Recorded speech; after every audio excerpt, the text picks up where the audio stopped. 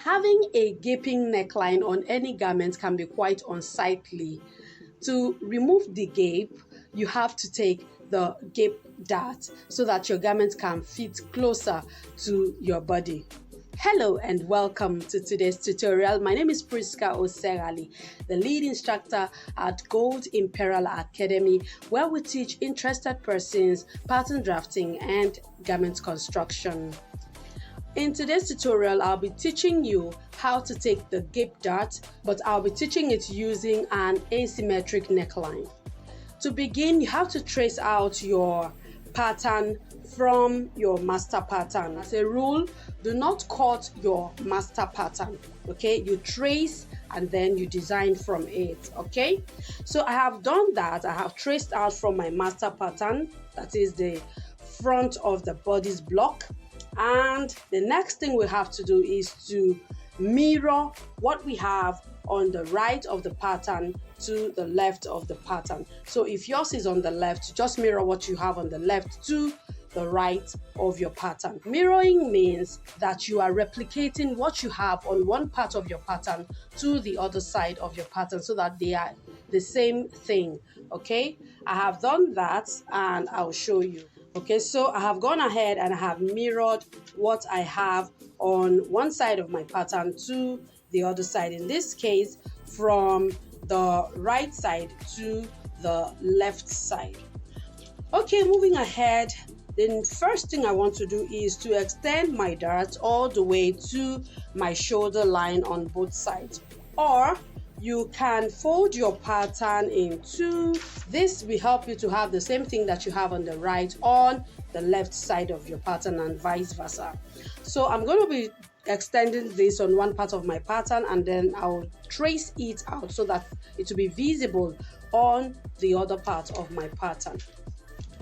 Alright, so to extend my dart, I would have to measure my dart point also on my shoulder line, then extend my dart all the way to my shoulder line.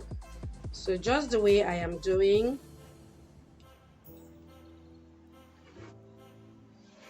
Okay, now the next thing I'll be doing will be to take a dart. Okay, now remember that our darts help us to remove excesses on any part where it is taken. So if you are taking it on the waist, you are removing excess on the waist. And if we are taking it from the shoulder line, what we are actually doing is we are removing excess from above the bust area, which is where we want to tighten in order to bring our garment closer to our body. So I'll be taking a dart now. I'll be taking 0.5 on the right and 0.5 on the left. Okay, then I would be connecting that to my existing dart line.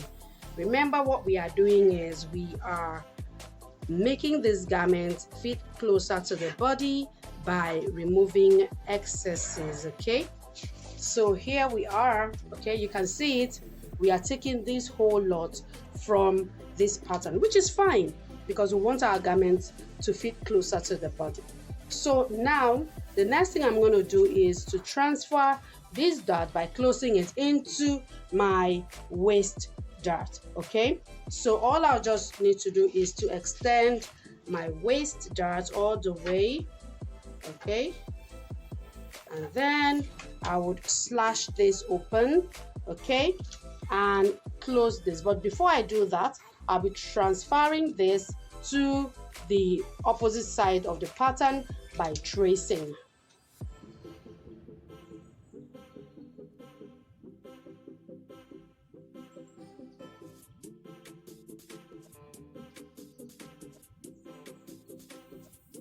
Okay, so now I have the same thing on both sides. This has to be done before you draw out your neckline.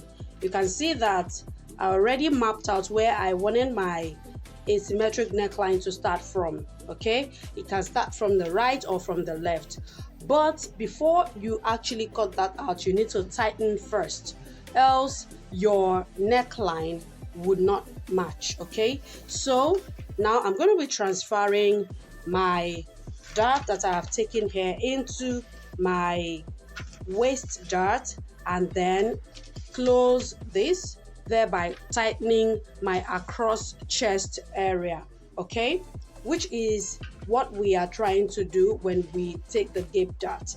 Okay, you can take the gape dart on your armhole to prevent it from gaping. You can take it on your neckline or any other part of your garment that you discover that you need to remove excess from. So I'm going ahead now and I'll be slashing my waist dart so that I can transfer this that I have taken on the shoulder into my waist, and thereafter I can now draw out my neckline properly.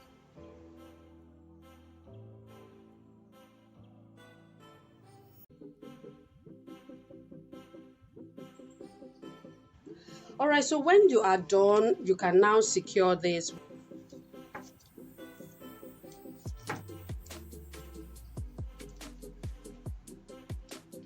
Alright, so when you are done securing, you can see that the shoulder line is no longer straight. What you would do would be to straighten your shoulder line, okay, like so.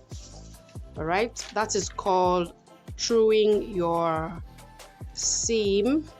Okay, so you have to true that seam right there. So we are done tightening our across chest line. Okay, now you can see that it's smaller, which is fine. It will still fit your client, or if the garment is yours, it would still fit you, because what you are doing is you want the garment to be closer to your body. Okay, so now I can draw out my neckline. So you can see that even the neckline I penciled out earlier has now changed. Okay, so you can widen this however you want. You can come from your left to the right, or you can come from your right to the left. It all depends on the design you are trying to achieve. So there is no law that says that you have to come from a particular part of your pattern. To be more specific, you can measure. All right, you can measure by how much you are widening. I have 1 inch, you can do 0.5. So if I were to do 0.5, I'll just mark like so. So this is my 0.5. Then I would come like this, okay, and this would be my asymmetric neckline. For the back as well, it is the same thing. Of course, when you're drafting for the front, you draft for the back as well. You trace out your back pattern, mirror it, and then you draw out your asymmetric neckline. Do the same thing, okay, that you have done at the back, okay. So in this case, you can decide to manipulate it away. Okay, I'll be showing you that briefly. You can decide to manipulate it away, or you can decide to hold the dart. Okay, personally, I do not really like to hold a dart at the back of my garment, so I just manipulate it away. Okay, the garment will still be fitted and there will be no bulging at the back. So for the back, you also have to draft your back pattern and then mirror the back pattern. That is, you replicate what you have on one side of your pattern to the other side so that you can have a full back pattern. So when you're done with that, okay, you're going to extend your dart line upwards. So whatever you have here, just extend it upwards. My dart line for this customer is 3.5. I would also measure 3.5 right here. Okay, I have already done my centralization. Okay, if you are yet to watch the video on the centralization of your shoulder line, you can view that in the link that I'll be adding in the description box. So I'll go ahead and extend it all the way to the shoulder line. Okay, so I'll just measure my 3.5. This is going away. Okay, all this is going away, so this is just my back pattern. So I'll measure my 3.5 and then extend all the way to my shoulder line. Okay, so I have extended it all the way to my shoulder line. Next, you connect to your existing dart line like so. Okay, so just connect to your existing dot line. Okay, you can hold a dart if you have an excess on your pattern, but you have to confirm your measurement first before you decide whether you need to take a dart or not, or you just extend your dart all the way to your shoulder line. So this is my pattern now. So all I'll do is to crease. Okay, crease, crease, crease, crease. Just follow the line of the dart that you extended all the way to your shoulder line. Okay, I like to do this a lot on my pattern, so most times you may not see a dart on my garments because I have done this. Okay, and this also helps to take care of any excess on your back block so that your garment can fit closer to your body. So you crease that to nothing on your shoulder line, and then you secure this with a paper tape or whatever tape you use. All right, so here is my mirrored pattern. Okay, you can see that the darts are all closed. So now I'm going to go ahead and draw out my asymmetric neckline depending on where you would want it to face. So you can now go ahead and draw your asymmetric neckline. However, to make it better, I usually would use my front to mark out how the back pattern is going to be. So all I'll just do is to place the front on the shoulder line, okay, and then just draw out my asymmetric neckline. So for example, if I were coming here, I would need to adjust my neckline by widening it, okay, and then I can draw out my asymmetric neckline. You can use your curve ruler or you can use your free hand, just the way I am doing. Okay, so I can bring it to my across back or below my across back depending on the design that I am trying to achieve. I could do above my across back depending on the design. So this is how I take my gape dart on my asymmetric garment so that it fits very close to the body. Okay, so the one I used this pattern for fitted really closely to the body of my client.